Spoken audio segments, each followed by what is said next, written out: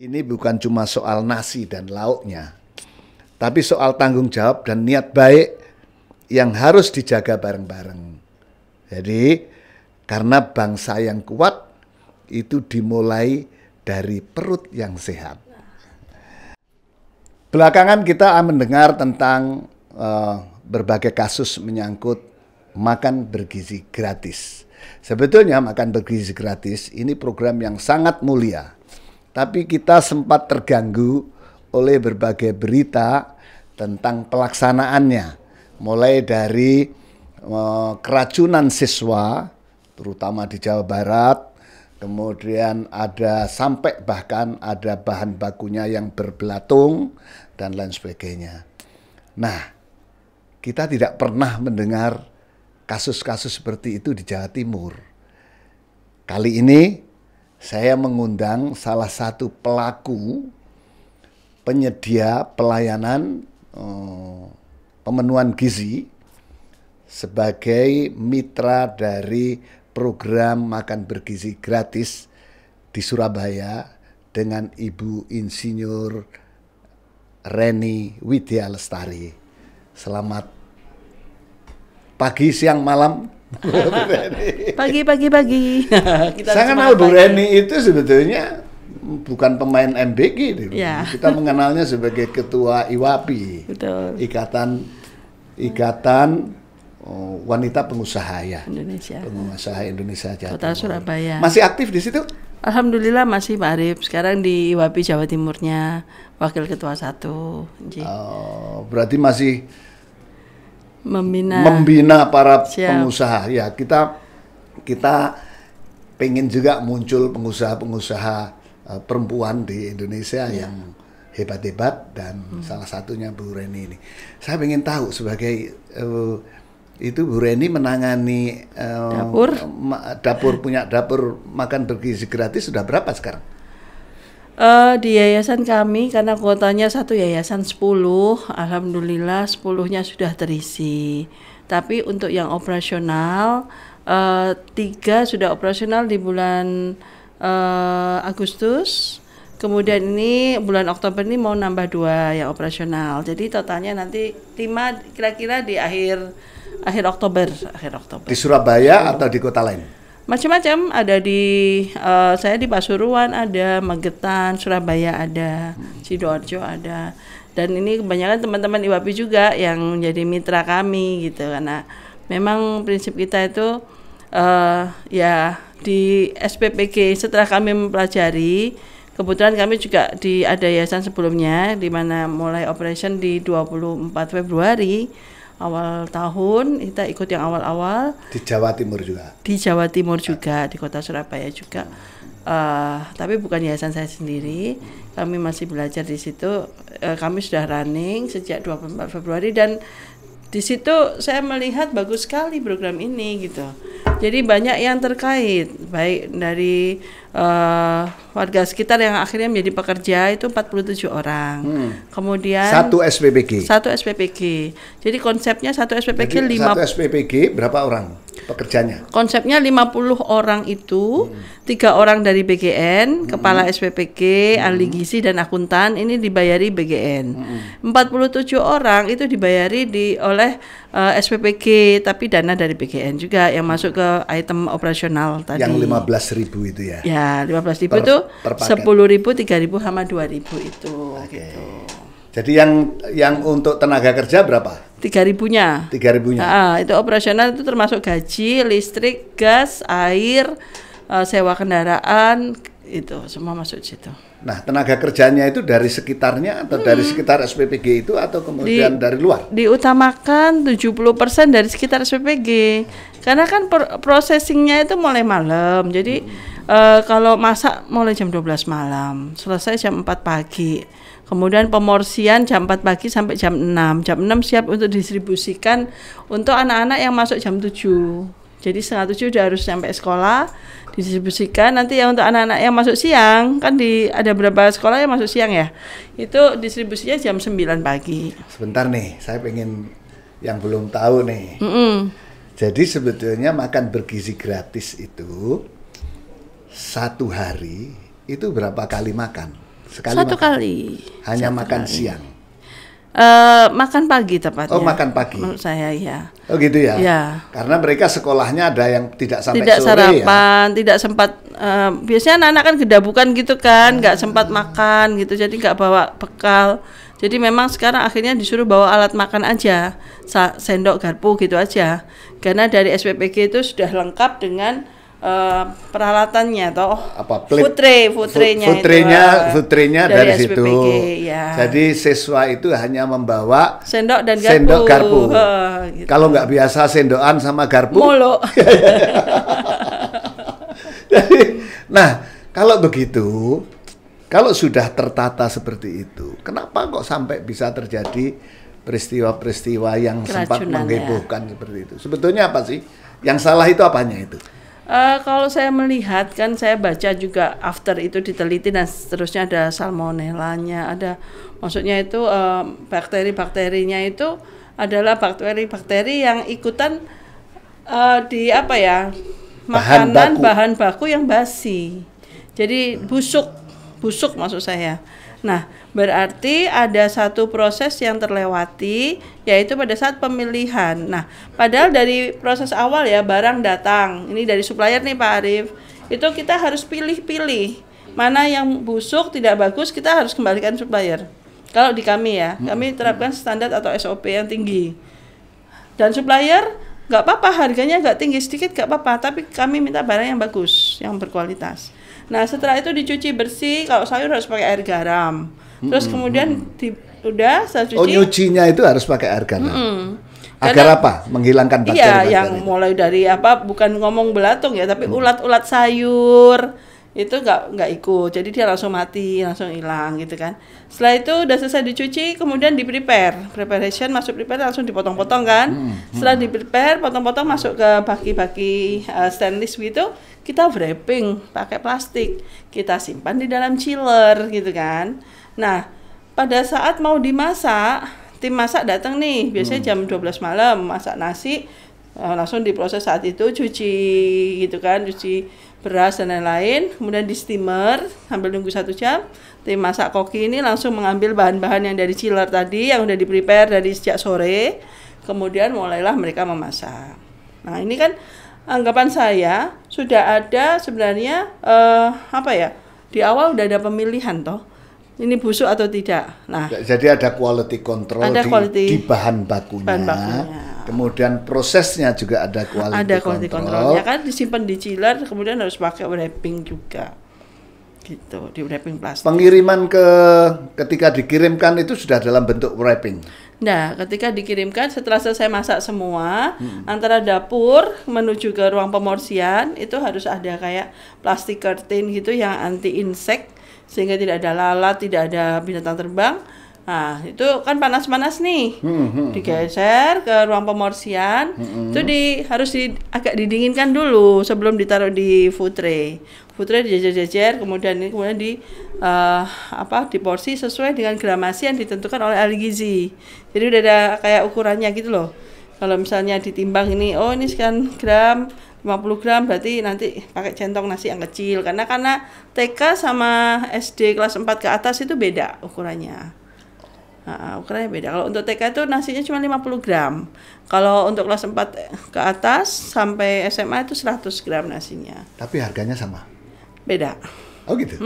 Jadi kalau bahan yang tadi itu 10.000, yang gede, yang seperti kita tahu semua orang 15.000.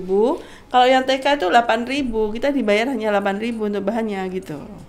Padahal TK itu lebih butuh gizi banyak loh itu. Ya, tapi kan mungkin menurutnya anak-anak kan masih ini toh. Kan nasinya 50 gram, tapi ada lauknya, ada buah. Nah, jadi mungkin sudah sesuai dengan kami sendiri juga bukan ahli gizi, jadi ya ikut aja gitu. Nah, setelah anget-anget kuku tadi atau agak mendingin diporsi, setelah diporsi langsung ditutup. Begitu ditutup sama tutup food tray, kemudian diikat lagi sampai 5 tumpuk, kita ikat, kita susun-susun sampai misalnya satu mobil bisa 1.000, begitu 1.000 kita masukkan ke satu mobil pengangkutan, mereka langsung berangkat. Jadi Mbak Reni sebetulnya untuk mengelola SPPG itu butuh kapasitas untuk tata kelola mulai dari proses produksi makanan ini sampai ke distribusi. Quality controlnya mulai dari bahan baku datang. Prosesnya karena tadi ada yang dikipasin agar nggak anu tadi kan ya. Panas, kemudian pemorsian di food tray yang setiap hari kalau Mbak Reni ini berapa? Kami yang di Bulak itu 3.400-an. Kalau yang di Tosari di Bromo, kami punya dapur tertinggi di Jawa Timur, Pak Arif. Total berapa? Itu 3.200-an. Jadi tergantung dari ketersediaan sekolah yang di situ. 3.200 kali katakanlah 10.000 kan jatahnya ya. 10.000 berarti 32 juta kan? 32 juta sehari. Sehari itu harus belanja segitu kali Pak. 25 per bulan berarti omsetnya berapa tuh? Nah, pokoknya kalau misalnya untuk bahan aja kami tuh belanja mungkin sekitar ya kurang lebihnya itu kalau satu periode itu 10 hari 320 juta. Satu bulan itu berarti kali 2 periode sekitar 640 juta atau sampai 700-an juta gitu. Karena itu belum menyangkut kan per bulan ya itu. Iya, alat-alat kebersihan, kemudian masker, kebutuhan APD-nya itu kan masih juga belanja juga. Jadi paling nggak satu SPPG itu uang yang harus dibelanjakan 700 sampai 800 juta setiap bulan, Pak. Satu SPPG. Jawa Timur ini ada 3.300 SPPG harusnya. Hitung aja, kalau 10 SPPG berarti 7 miliaran omsetnya. Per bulan. Makanya. Gede loh itu. Ya, Masya Allah buat saya. Tapi kan kami ada mitra. Jadi kalau kami yayasan ini membantu di sesi pendaftarannya, membantu di sesi tadi itu pelatihan SOP. Begitu sudah bisa, kita lepas ke mitra, karena mitra yang investasi kan, tidak semuanya yayasan. Ada dapur yayasan sendiri, kita ada 3, tapi yang lainnya kebanyakan teman-teman gitu. Ya nggak, maksud saya ini potensi untuk ekonominya itu tinggi banget. Luar biasa. Artinya satu yayasan itu bisa punya omset per bulan loh ya, 7 miliar lebih. Betul. Iya kan? Betul. Berarti 1 tahun 70 miliar lebih. Betul. Katakanlah kemudian ambil untung 10% saja. Nggak bisa kalau bahan makanan. Nggak bisa ya. 5%? Nggak sampai juga. Kan ratus rupiah aja kalau misalnya seperti kayak beras misalnya, itu kan kita ngambilnya harus yang premium. Ya, tapi kita pengen lihat lah. Anggaplah 5% lah rata-rata. Ya. Saya pengen lihat begini, Mbak Reni. Orang kan melihatnya yang buruk-buruk. Ya, yang negatif-negatif, yang keracunan dan sebagainya. Tapi sebetulnya kalau kita lihat ini kan ada potensi redistribusi ekonomi ke hampir semua lapis bawah kan. Rata-rata dari APBN kan, itu terjunnya langsung ke bawah. Luar biasa program ini. Jadi jangan dilihat makan gratisnya saja, tapi kemudian dampak ekonominya, dampak redistribusi kekayaan atau budget APBN yang langsung ini, ya kan? Banyak, ya? Iya. Kalau saya itu, karena kami dari IWAPI kan, makanya kami ngajak semua teman-teman IWAPI untuk, udah langsung kacamata kuda aja, nggak usah dengar kiri, nggak usah dengar kanan. Kita harus buat ini SPPG, karena saya dengar itu sampai dengan akhir tahun ini udah selesai pendaftarannya, Pak Arif. Untuk seluruh Indonesia. Dan akan di-overhandle oleh Pemda apabila di titik-titik tersebut tidak ada SPPG. Jadi memanfaatkan aset Pemda. Kan ini program strategik nasional, jadi wajib harus ada kan. Kalau mitra mandiri seperti kita ini namanya mitra mandiri, sudah tidak sanggup lagi, tidak ada yang mau lagi dihandle oleh Pemda atau misalnya oleh Kesatuan Angkatan Laut. Tapi mohon maaf, apakah kemudian Pemda juga akan mampu? Ya kita tidak perlu kalau sekarang makin banyak pemerintah daerah yang punya kompetensi yang bagus, tapi kan ini culture kerja, karena kan ini sebetulnya pekerjaannya pebisnis. Ya, betul.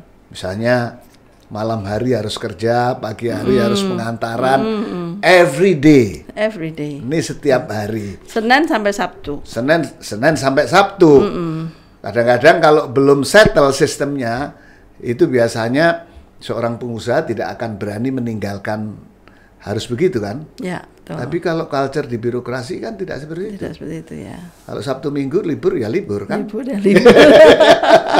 Malam hari harus kerja. Betul. Menurut saya, lantas apa IWAPI Jawa Timur dalam rangka untuk memperbanyak anggota menjadi penyelenggara SPPG gini, apa yang dilakukan sekarang?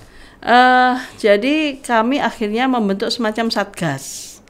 Jadi yang khusus menangani itu, dan di dalam satgas itu kami membentuk IWAPI FNB. Jadi ada supplier di situ. Jadi yang satu konsentrasi memperbanyak titik-titik, karena ada banyak yayasan juga dari Ibu Ketua, dari Sebentar, sebelum lebih jauh. Itu memang harus yayasan ya? Iya, karena bukan PT. Bukan, karena konsepnya itu adalah bantuan pemerintah, Banper. Jadi APBN-nya itu Banper lah. Banper itu harus mengajukan proposal kan? Proposal itu disetujui, baru uang ditransfer. Dan jangan lupa uangnya ditransfer di awal, Pak Arif. Jadi kita nggak reimburse, kita nggak pakai modal. Oh ya? Ya. Wow. Makanya kan terlambat banget kan kita podcast hari ini gitu kan. Ini bisnis yang sangat menarik. Betul. Sebetulnya. Tapi asal jangan serakah saja kali ya, Mbak Reni ya. Ya kita kan. Artinya jangan serakah, ujung ngambil untung banyak-banyak. Kalau itu memang sudah akan ada kepala SPPG, semuanya itu sudah berdasarkan harga maksimal atau harga apa rata-rata. Ada satuan harga. Di Sperinda kan ngeluarkan. Okay. Nah, itu. Jadi range beras premium maksimum 17.000 misalnya. Ya udah kita pakai itu. Kita cari beras yang bagus gitu. Aku lagi lagi mentorin beberapa petani. Oh, boleh. Di Blitar itu ada petani cabai yang saya mentorin untuk fokus ke cabai. Wah, ini bisa jadi pemasok nih ya. Sangat, tapi untuk cabai SMA, cabai itu SMA ke atas. Mereka bertanya kan ayam geprek dong. Gitu Volumenya berapa persen tuh? Dari sekian ribu? Dari rata-rata kalau SMA itu ya sekitar 30%, Ana. 30%. Karena kita menyasar ibu hamil menyusui, udah nggak boleh cabai juga. Balita itu 3B kan kita kasih juga. Balita hamil menyusui itu. Menarik nih.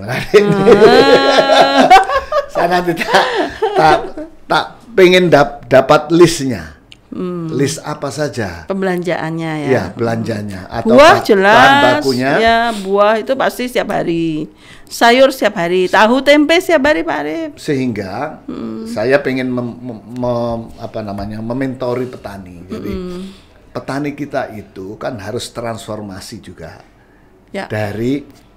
Tapi untuk mendidik mereka menjadi petani yang modern dalam artian dia berorientasi pada produk yang baik, yang berkualitas, yang tidak basi dan lain sebagainya begitu. Tentu agar menjadi bahan baku yang lebih baik, maka harus tidak menggunakan bahan-bahan kimia. Itu lebih baik. Yang banyak, gitu kan? Lebih baik. Nah, kalau itu jadi off-taker MBG ini atau SPBG ini kan sudah pasti. Ya sudah pasti.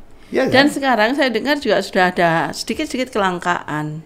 Harga ayam merangkak naik di 40.000 gitu kan. Artinya dari sisi ekonomi ya walaupun nanti inflasi akhirnya naik ya, tapi pembelanjaan kan jelas naik karena juga dibayar di depan kan semuanya, belanja langsung bayar gitu kan.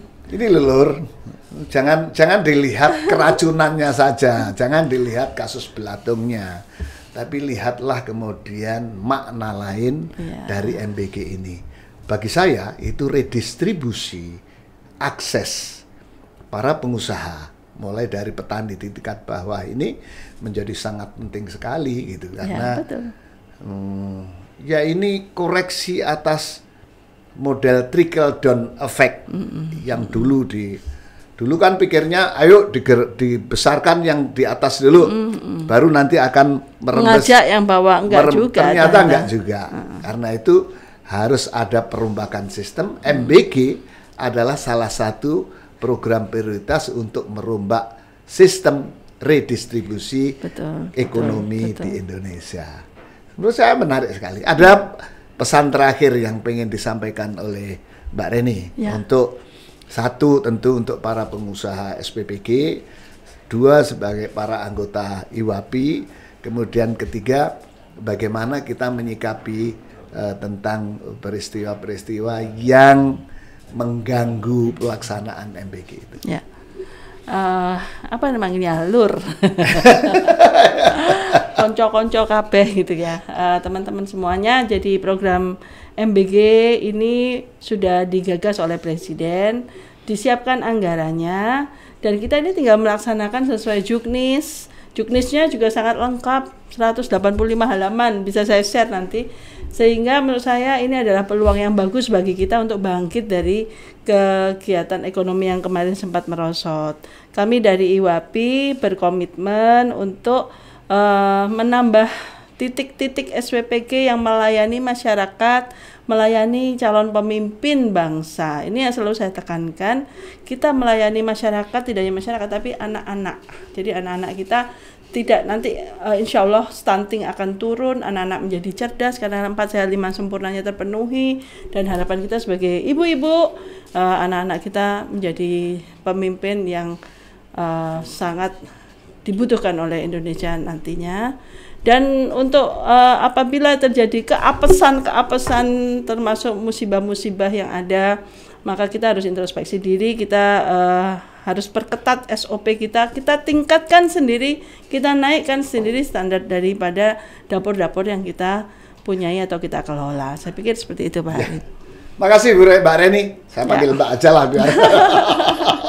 Program makan bergizi gratis itu bukan cuma soal nasi dan lauknya, tapi soal tanggung jawab dan nurani serta niat yang baik yang harus dijaga bareng-bareng.